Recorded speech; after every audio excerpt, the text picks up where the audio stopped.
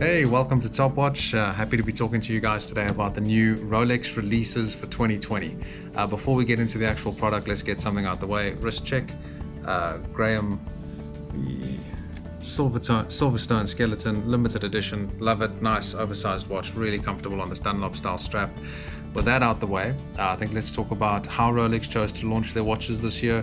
COVID-19 has been playing chaos on everybody's ability to travel around internationally. There obviously was no Basel fair, so none of the traditional authorized dealers hopping in planes, staying in expensive hotels, and I think they handled it pretty well. I think the international launch on their social media platforms was fantastic. Obviously a lot of social media presence around it, letting everybody know a couple of weeks early they were going to be doing it. The leaks happened. Were they leaks on purpose? Was it somebody being naughty at the office there, snapping some pictures of the new catalogs? We'll never really know, but I think it definitely got the hype up, and I think it was a well-planned launch. I think everything came out really well. They've communicated their message to the market nicely, so kudos to Rolex for making the best of a bad situation. For a very traditional brand to be doing something new like this is absolutely fantastic, and I think it shows the rest of the industry that technology is definitely the way to go. Worldwide audience is very aware of all of their new things. So with that having been said, product, what do we think? All in all, pretty good. I'd give them a solid 9 out of 10. The Skydweller, we're going to start at the bottom, in my opinion at least, on the rubber strap, Rolex Oyster Flex as they call it. Not sure, but more of a classic watch to me. Rolex's most complicated piece. Beautiful watches, Skydweller in steel with blue, been trending very strong, then the black, then the white. Precious metal pieces a little bit under retail. I think this will help bring the price point to a more affordable level, which is fantastic, but I'm not too sure about such a classic watch being on a very much more sporty rubber strap. We'll wait and see what the market says there, but I'm not overly excited by that. Nothing too much new there anyway. To me, one of the most exciting things they've done are their new Oyster perpetuals. I think the 41mm is great. I think it's going to be awesome value for money. I think it's going to be a great everyday wearer. That's a watch that works for a whole bunch of different occasions. I love the new silver dial with the gold accents. I love the new indices. I love the 3 and the 9 with the 2 flat lines. I think a really cool looking watch. I'm looking forward to holding one in my hands, getting to check it out a little bit, feel the weight. The 36 mils, we used to have what was called a wine set. We've now got, names are all up in the air here, so please comment below, let us know what you think these are going to be called, what's the nickname going to be. But the soft pink, great. Baby blue, 36 mil, mustard yellow and a reddish orange. Yeah, they're cool. They're probably the loudest dials I've seen Rolex do, other than some of the Tiger's Eye stuff that we saw with the Daytonas a couple of years back. But pretty interesting, cool pieces. 36 mil, I think, yeah, something fun and fresh.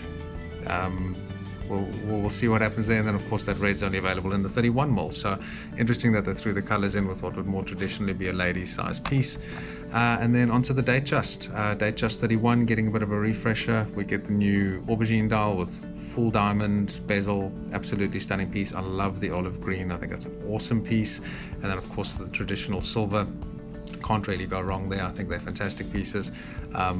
Personal pick of the lot there, out of everything we've seen from 36 to 31 mil, I would go for the olive green on Jubilee and fluted. I think it's a stunning piece, that. And then onto the exciting stuff. So sports models, this is where all the action's at. Let's start off with the new sub. What do I love about it? Well, I think we all love the fact that the lugs have been made a little bit thinner. 41 millimeters, Rolex is conservative. They are starting to produce bigger watches, but they're never going to go to the crazy sizes we see some of the other brands do. I think they finally got the proportion between the case and the strap right. That's very exciting to me. Love the movement update. Anti-magnetic's fantastic. Sub no date in a 41 mil, I think it's going to be an absolute winner.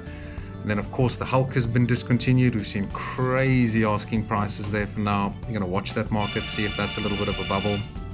And then of course the traditional sub date in black, movement update, 70-hour power reserve. Can't really ask for much more. And then the big news here is of course the replacement for the Hulk. I don't know what we're going to call it. Kermit 41, I think. probably pretty fair. Black dial, I'm really excited. I think I'm probably the only person in the market who didn't really enjoy the Hulk. I didn't like that shiny green.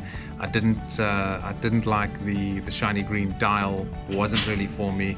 Loving this rich green on the bezel. They've got that color right in the ceramic finally. I prefer the black dial.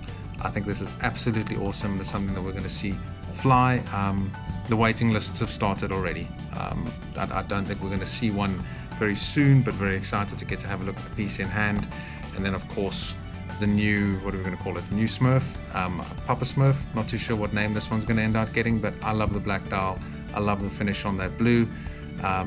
White gold. I think this could finally be the precious metal piece that starts pulling all of the Rolex precious metal pieces up. What do they say, a rising tide floats all ships, and I think that this is going to be the one that's going to pull the precious metal pieces into some of the price gains that we've seen on the stainless steels. And then of course the two-tone, mild changes there, a little bit of a dial color change. I have seen now on the Rolex website that they do have a gold bezel on it. Earlier images I saw on it had a steel bezel. I was a bit nervous about that, but I think they've got it right there. As always with all things Rolex, it will only go up. They are great investment pieces. Really excited to see what they've launched and looking forward to hearing your thoughts on it. Cheers.